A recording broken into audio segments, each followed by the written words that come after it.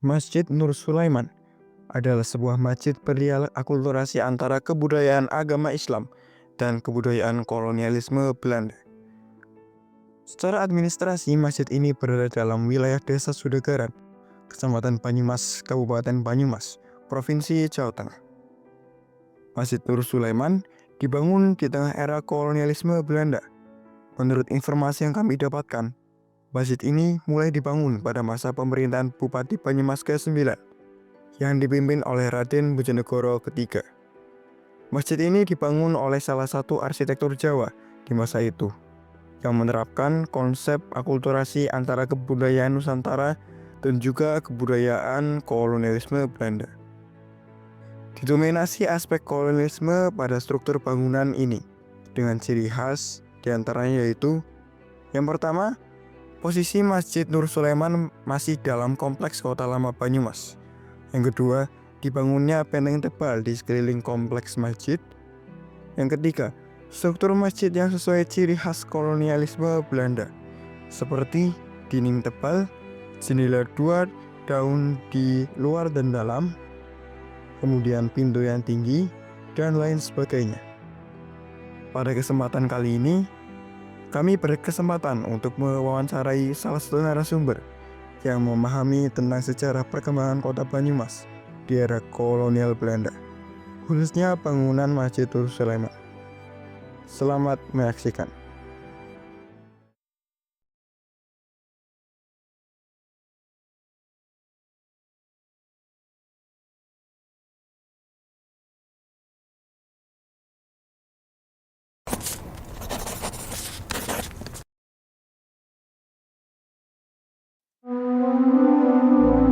Kalau berbicara masalah sejarah Masjid Agung Nur Sulaiman, tentu kita bisa mengawali sejarah masjid ini dari berdirinya.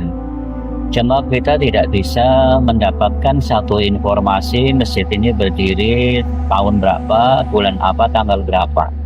Karena ini sudah berumur ratusan tahun, sehingga kemudian para ahli sejarah sudah melakukan sebuah riset, penelitian, observasi tentang masjid ini dari sejak berdirinya. Nah, dari para pakar yang sudah melakukan upaya penelusuran sejarah tentang masjid kita ini, paling tidak ada dua pendekatan ketika kita tidak mendapatkan waktu berdirinya secara pasti. Pendekatan pertama yaitu jejak, pendekatan yang kedua ada peristiwa. Dari jejaknya, masjid ini adalah dibangun pada masa pemerintahan Bupati Banyumas yang ke-9, yaitu beliau Raden Tumenggung Yudonegoro yang ketiga. Di masa beliau dibangunlah rumah kabupaten.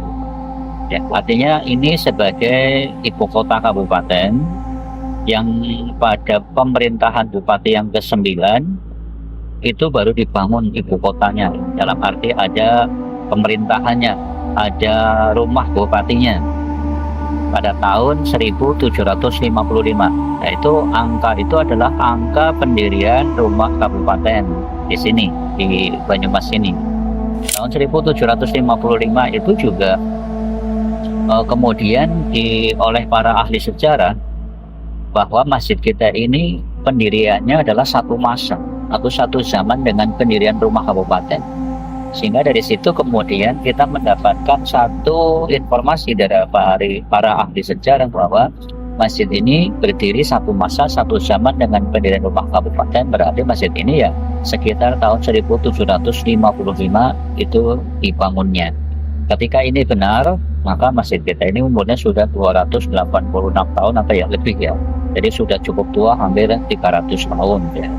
Ini dari jejaknya ya. Jadi pada masa pemerintahan Bupati yang ke-9, bukan yang pertama. Bupati yang pertama Banyumas kan Raden Joko Kaiman, yang nama kecilnya itu, yang kemudian setelah beliau menjadi bupati lebih dikenal sebagai Adipati Merapat, yang membagi Banyumas menjadi 4 ya, ada Kabupaten Banyumas, Cilacap, Purbalingga dan seterusnya, sehingga beliau dikenal sebagai Adipati Merapat. Masjid kita ini dilihat dari bangunannya itu adalah gaya-gaya Belanda, gaya Eropa. Nah, cirinya adalah masjid kita ketika dilihat dari bangunannya dengan gaya arsitektur Eropa, dilihat dari pintunya, lebar, besar, tinggi. Karena memang orang Eropa kan tinggi-tinggi. Jendelanya, jendela kita memiliki 2 daun pintu, jendela luar dan jendela dalam. Jendela luar kayu, jendela dalam kaca. Semuanya itu seperti itu. Dan ini gaya Eropa seperti itu. Dan hampir langka sekarang jendela-jendela model yang seperti ini, termasuk di masjid-masjid yang zaman sekarang. Dan yang sangat mudah dipahami, ciri ini gaya Belanda itu dilihat dari temboknya. Tembok masjid kita ini tebal, sangat tebal, berbeda dengan rumah biasa. Itu orang Eropa ketika membangun sehingga kelihatan kokoh dan bisa bertahan sampai hari ini. Maka kalau Mas misalnya di Bali, Mas jalan-jalan di kota lama, di sini banyak peninggalan-peninggalan atau bangunan-bangunan zaman Belanda. Salah satu yang mudah dilihat itu dilihat dari tembok, baik sekolahan, rumah sakit, pondok pesantren, atau bangunan-bangunan penduduk yang sekarang banyak ditinggali oleh orang-orang Cina. Orang Cina itu adalah dulu peninggalan Belanda, banyak sekali di sini. Itu dilihat dari tembok. Jadi masanya masjid kita ini mengalami masa zaman kerajaan Mataram Islam dan kolonialisme Belanda. Dan 2 ciri itu melekat dalam masjid kita ini. Berarti masjid kita ini, siapa di balik itu? Ya. Di balik masjid yang memiliki 2 ciri peradaban Islam Mataram dan peradaban Eropa adalah kita menemukan 2 tokoh di sini. Ya, sebagai kesimpulan itu, yang pertama Bapak Nur Daiman, dan yang kedua Bapak Kiai Sulaiman. Bapak Nur Daiman itu sesungguhnya adalah seorang Demang. Demang itu adalah seorang pejabat, pejabat yang memiliki kekuasaan pada zaman dulu. Demang asli dari desa Gumelem, kecamatan Susukan, Banjarnegara kalau sekarang, di mana beliau Bapak Nur Daiman adalah arsitek masjid kita ini. Jadi masjid yang memiliki 2 nilai kebudayaan, yaitu kebudayaan tradisional kerajaan Mataram Islam dan kebudayaan Eropa, adalah hasil karya orang Banyumas, orang dari desa Gumelem, Banjarnegara itu, yang bernama Bapak Nur Daiman. Beliau luar biasa, di zaman itu memiliki konsep ilmu tata bangun, bagaimana membangun masjid dengan 2 konsep, yaitu konsep kerajaan dan konsep kebudayaan Eropa menjadi satu bangunan. Dan masjid kita ini dikenal sebagai masjid akulturasi 2 kebudayaan, yaitu masjid yang memiliki 2 nilai kebudayaan, yaitu budaya itu tadi. Itu. Nah, jadi Bapak Nur Daiman itu arsitek masjid kita. Dan yang kedua adalah Sulaiman, Kiai Sulaiman, Ki Ageng Sulaiman. Itu adalah seorang Demang juga, dari desa Gumelem juga, Banjarnegara. Cuma beliau adalah penghulu pertama masjid kita ini. Dulu belum ada yang namanya istilah takmir, sehingga ketika kerajaan Mataram Islam mendirikan masjid, maka yang untuk mengurusi masjid namanya penghulu. Penghulu itu adalah jabatan tertinggi dalam struktur masjid.